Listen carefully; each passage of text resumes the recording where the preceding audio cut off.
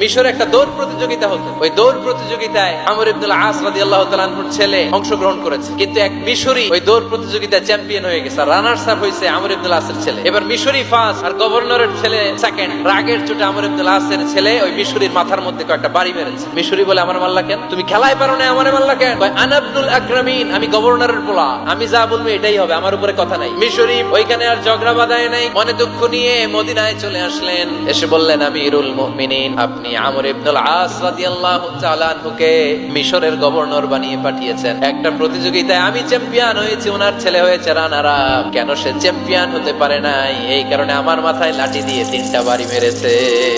ওমর ফারুক বললেন, তাই আগামী বছরের অমুক তারিখ আমি সব গভর্নরদেরকে ডেকে হিসাব নিতে, ওই দিন তুই থাকবি। ওই দিন 7 রাজ্য থেকে 7 গভর্নর হাজির, গভর্নরদের ছেলেরাও হাজির, মিশরীয় হাজির। 7 গভর্নরের কাছ থেকে 7 এলাকার খোঁজ খবর নেয়ার পরে ওমর ফারুক বললেন, আইনাল মিসরি, মিশরি লোক